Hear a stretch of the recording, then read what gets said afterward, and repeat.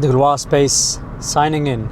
Is emotional intelligence getting worse? The more people are talking about it, oh, you gotta have emotional intelligence, I'm feeling like it's only getting worse. People resort to ChatGPT, for example, about matters of the heart, about matters of an emotional type. Now you see, it doesn't matter how much you love your ChatGPT. Your connection with ChatGPT is always going to be cerebral. It's through the mind. It's through your intellect. It's through your communication. Your AI doesn't understand emotional gestures. And so what happens here is, whenever you have an issue, you need to voice it out exactly or as best as you can. And then the AI system will give you a model that it has learned from somewhere else about how it works. So you're basically, what you're doing is you're trying to make logic of your own emotion. And that is a dilemma in itself, because emotions never equal a particular logic. Logic can try to make sense of them after they've occurred, in retrospect, but logic isn't emotions. So what's happening here, more and more, if you're approaching any problem in life that requires emotions, you're reading about it, you're finding out about it, which is great, but you're not experiencing it. And this is where we need to draw the line. They tell women, look for this kind of man. They tell men, look for these kind of signs. So we're approaching everything with our minds, no more the heart, no more the feelings. And you might say, hey, but feelings cause trouble. Yeah, they do, they can. But think of it like when you first started using your mind. I've taught so many years. And when you first teach a logic, kids don't know how to properly use their logic. So even their minds will have gaps and loops in them. And then they develop it over a time. Now imagine the same thing happens with the heart. When you learn to feel the things you've never felt. As you feel them, you develop intelligence. When we say emotional intelligence, we don't mean make your emotions logic, because intelligence is cerebral. That's not what's meant by it. Emotional intelligence is an intelligence that doesn't require logic. It's not about knowing. It's about feeling. It's about being aware of your feelings. And awareness here is not logic.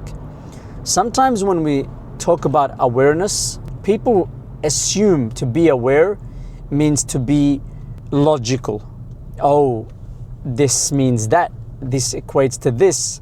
But that couldn't be further from the truth. If you're trying to do that, in fact, what you're doing is suppressing your emotions. You're finding out about emotions. You're researching. And researching does not equal experiencing. Think of it like reading all you want about love. It's very different when you're under the spell of love. Very different. One takes your hormones into an adventure. You'll be sailing through those waves of emotions. Whereas when you read about it, you never experience it. You know of it. You watch movies about wars. You watch movies about sailing, diving. And that does not mean that you have now dived. That does not mean that you have now experienced the war, the fear, the loss, the anxiety.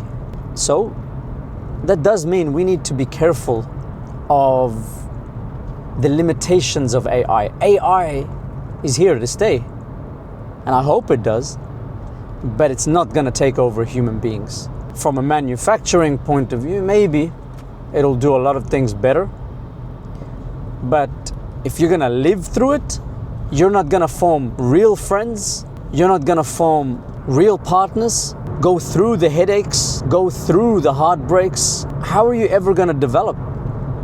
And this is what's happening to a lot of people now. I see kids who are like 17, 18, never had a heartbreak, yet they're telling you why women are bad. How do you know? You haven't felt it. And even you knowing it, it's not gonna protect you. Because when you haven't felt these overwhelming emotions, you won't know how to deal with them when they hit you. It's exactly like watching a fight, like a UFC fight. And you see the techniques and you're like, oh, I would have done this, I would do this. But you're forgetting one major part is these motions, these actions come with pain, come with fear, come with anxiety. There's a lot that's there that you don't see with your own eyes. Come with self-doubt.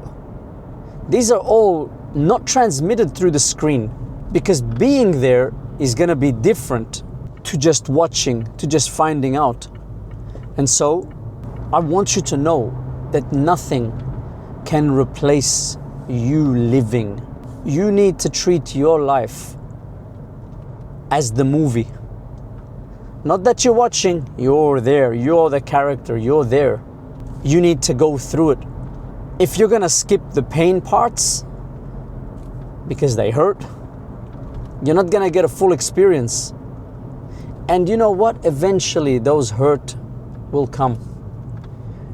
Difference is, are you gonna accumulate them or are you gonna go through them? Accumulate them means I keep ignoring them, avoiding them while they are brewing.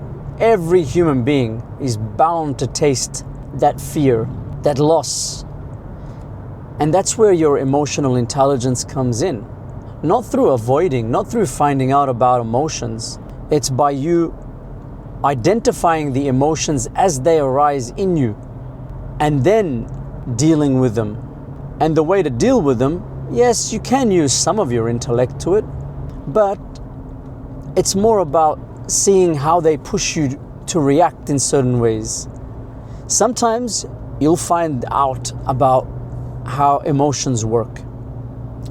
And then you say, okay, when somebody fires me up, I'm not gonna let it take over me. But then when it does happen, and then you're overwhelmed by the emotions, you know, your brain's telling you, okay, this is what they're doing, this is what's happening. But you're surprised that you won't be able to stop yourself. And you find, you know what, I need to take a shot at this person, I need to do this.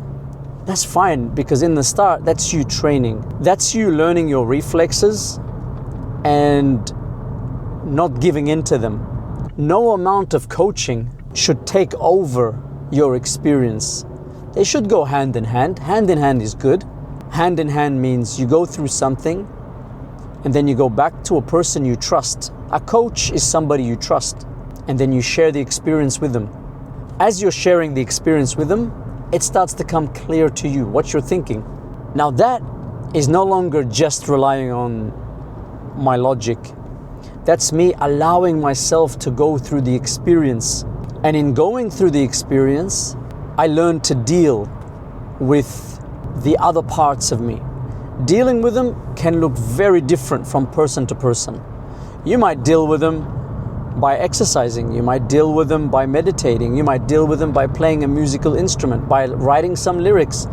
We all are different. And here, this is where you sit with somebody and discuss these things, or even you sitting with yourself and seeing how your energy best comes out. I feel a little worried about the coming generations that are unfortunately just taming themselves by avoiding experiences. When they do that, what happens is you only learn the shallow experiences. The shallow experiences are I enjoy, I don't enjoy. These are shallow experiences. These are what any person with unexplored emotions will feel. You have so much more depth to your feeling than that. Relationships, experiences are not just about enjoyment. There's far more than enjoyment. Enjoyment is barely scratching the surface. There's participation, total participation, feeling, facing fears, awakening parts in you that have slept for so long. Yeah, there's levels to emotional intelligence. You want to be emotionally intelligent? You can't skip emotions. Just like you're going to be intelligent at maths, you can't skip maths. Don't be avoidant and say, oh, this might bring me pain, so I'm not gonna do it. By doing that, not only will you avoid maybe the pain, but you'll also avoid the pleasure. You'll avoid creating depth.